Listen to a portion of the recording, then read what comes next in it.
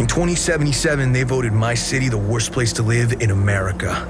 After the exciting trailer reveal at the Xbox conference, Cyberpunk 2077 has finally been shown to the world. Well, a small portion of the world invited to see it behind closed doors at E3. Yes, we've finally seen what CD Projekt Red has been up to all this time, and there's a lot to get through. We're going to be talking about the style of the game, the character, the world, and a lot more. We've only got the trailer to show it all off, but maybe we can cast new light on it along the way. The biggest revelation is that Cyberpunk 2077 is played from a first-person perspective. Maybe that's not what we expected after the Witcher series, but when you see the world that's being built for the game, you begin to understand the appeal of being more directly embedded in the action. Although E3 demos have to be taken with a pinch of salt, the world of Night City is staggering in the amount of eye candy to drink in. It reminds us a bit of walking through Prague in Deus Ex: Mankind Divided, only this city has bustling crowds decked out in a rainbow of futuristic fashions. There are man-on-robot boxing matches, bars with comatose customers slumped on the counters, and noodles stands swarming with punters. You half expect Rick Deckard himself to come stumbling out. At one point we spot a crime scene sectioned off with holographic police tape. If you wanted, you could stand by and watch the cops investigating the holographic reconstruction of the crime. It looks a bit like Batman's detective vision, and maybe is a hint of side activities to come. The Witcher 3 had this same sense of bustling life, all those bespoke animations of peasants going about their hard rural lives, but this is on a different scale entirely. Being right in the thick of it makes perfect sense. But if the meat of the game is played in first person, the camera does pull out for some third person cutscenes and conversations, which is a much more familiar look for Witcher fans. Here you can see your character, which is important as they are highly customizable, more on that in a second, and you want to be able to appreciate your handiwork. You also have the option to drive around Night City in either first or third person. In first person, it looks a lot like driving in a Far Cry game. In a neat touch, when steering inside, the car's speed and condition are displayed on the windshield itself, because this is the future and glass is now magic. Choose to drive in third-person mode, and this is much more like your traditional Grand Theft Auto experience, letting you drink in the full scale of the city. At one point in the demo, the car is attacked by goons in a van, and your AI partner takes over the steering so you can shoot out the window. The developers have said that they want vehicular combat to play a bigger role in the game, citing the slightly shonky mounted combat in Witcher 3 as an area that they really wanted to improve on. Either way, it's nice to be able to see our hero's stupidly trendy haircut in all its third-person glory, if only for a moment. So who is it that you're actually looking at in these third-person cutaways? Well, you play as a person named V, and who V is largely up to you. They can be a man or a woman. In the demo shown at E3, V is a woman, and a fully customizable one at that. As well as gender, you can choose skin colour and body shape, haircuts and tattoos, and also funnel points into character-defining statistics.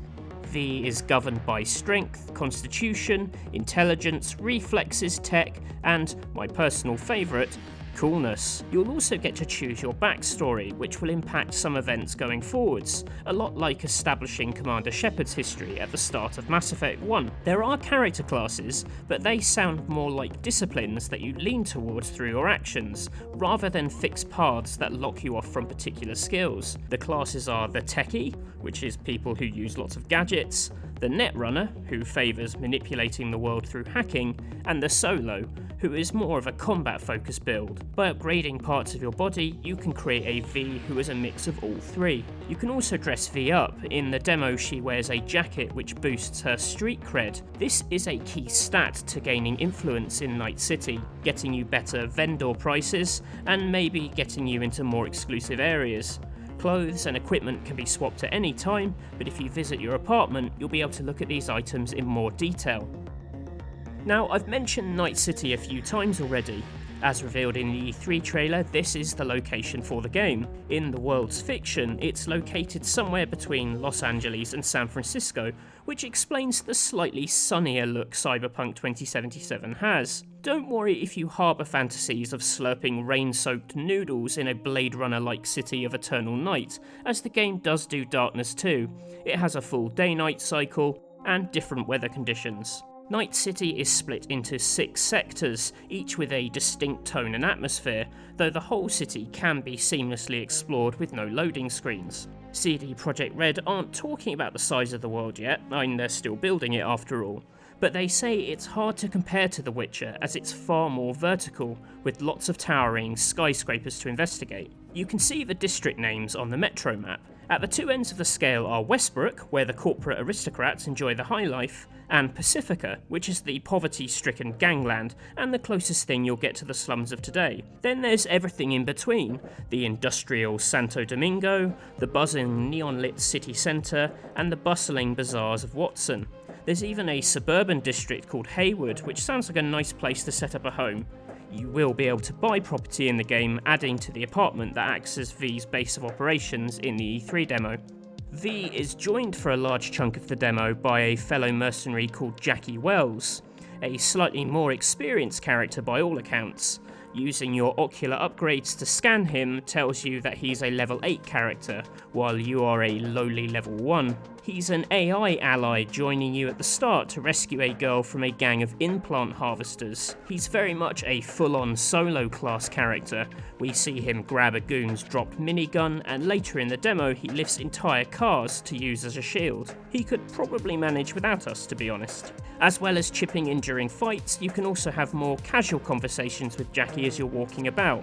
Think of Geralt and Vizima having a good old natter in The Witcher 3 as they ride around on their horses, only here you can choose dialogue responses to shape the chat. We also see V in the aftermath of a one-night stand at one point in the demo. As in The Witcher, you are able to romance characters, but some relationships can be, shall we say, more temporary than others. True to letting you play the game your own way, many characters are bisexual, allowing your V to enjoy life as he or she wants. Perhaps the biggest surprise is how agile V is, or at least this version of V. In the world of Cyberpunk, characters who favour more aggressive combat are known as solos, and this is very much the build in play here. She has short side dodges for evasive moves and a Titanfall-like floor slide. Combo the slide with bullet time from a reflex booster, and you can happily snipe at enemies as you glide along the floor. Her arms also hide mantis blades, which you may remember from the original Cyberpunk teaser. These two katanas can be used to chop off heads and limbs, but also allow her to dash up walls, embed the swords in the surface, and create a higher vantage point for herself. When an enemy passes below, you just drop down and cut their throat. Delightful. Weapons offer all kinds of tech-boosted carnage. There's a smart rifle with bullets that track enemies, and a ricocheting round that lets you bounce bullet off walls and line up your shot trajectory with a handy dotted line. This looks a lot like aiming a shot in a game of virtual pool. And the tech shotgun that shoots through cover is particularly deadly if you also use your scanner to track the outlines of enemies hiding behind objects. Generally, gunplay looks solid enough. It obviously leans more towards the RPG end of things, with numbers popping out of enemies when you hit them, but it already looks much more immediate than gunplay in, say, Deus Ex. Through all of this, you're keeping yourself healthy with chemical inhalers. In the world of Cyberpunk, breathing in a bunch of stat-buffing gas is known as whiffing. We also see V whiff down a reflex booster that slows time and lets her zip around the room, befuddling her attackers. And speaking of extra gadgets, during one late encounter, V installs a chip which takes control of a nearby spider bot that joins in the destructive fun. Apparently this bot can be your faithful friend through much of the game, and who doesn't want a murderous robo-spider as a pet? Of course, there's a lot to be said for taking the more subtle Netrunner approach too. Hacking has a multitude of uses, from quite obvious ones, like opening a side window to flank a larger guard with a minigun, to more complex uses. If V can take down an enemy with stealth, she can hack his brain and extract the schematics for the surrounding area. She can also hack into enemies and use them to spread a virus to their squad mates that cuts off the connection between them and their guns, stopping everyone from shooting. Of course, your enemies have netrunners too, who can get to V. During one conversation with a high-powered corporation, V is hacked and has a lie detector installed in her head that reveals any fibs she tells during the following dialogue. That even in this tiny slice of the game we see technology interfering with everything from combat to chatting has me pretty excited. One of the neatest ideas is how character upgrades tangibly alter the way you see the world. V can visit a Ripper doc to upgrade his or her body. In the demo, the doctor plucks out her eye so he can upgrade it with a Kuroshi optical scanner. Hilariously, this is viewed from the perspective of the removed eye, so you can watch your own body nervously awaiting the return of its property. The upgrade lets you zoom and scan enemies to see what level they are and what attack types they are vulnerable to. Damage types are physical, thermal, EMP and chemical. As in The Witcher, preparation plays a big part in Cyberpunk, as you decide whether it's a fight worth picking and whether you have the right tools for the job. The dock also installs a subdermal grip to your hand. This not only increases gun damage but adds an ammo count to the heads-up display. Before the upgrade, you could only see a compass bar and health meter. The idea of building up your character's HUD from upgrades reminds me a tiny bit of the plug-in chips in Nier Automata, and I'd love to see how far they push the idea in the final game. If you're wondering how all these ideas hold together, well, it's not that different to how The Witcher 3 works. In the demo, you get a mission from a fixer, a man with so much money he has bought himself a massive gold arm. He wants you to retrieve stolen tech, the spider bot mentioned before. Where it goes from here depends on a series of choices you make. In the demo, V visits the military corporation that was robbed and agrees to work as a go-between to buy the stolen bot from the thieves. But that conversation could have turned violent itself, leaving you to raise the funds for the deal or ignore the deal entirely and try and sneak into the thieves' hideout. As in The Witcher 3, you might not feel the consequences of your action until much later.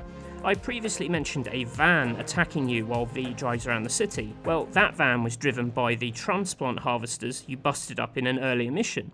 Of course, it's easy to show big, tidy consequences in a heavily scripted E3 demo, but CD Projekt Red have delivered these rippling after effects before, and I have faith they can do it again. Of course, across a 50-minute demo there is mountains of information to see and absorb, but hopefully I've given you a better picture of what Cyberpunk 2077 actually is. It's easily the most exciting game at E3 this year, even if it's an excitement we'll have to hold on to for many months, if not years.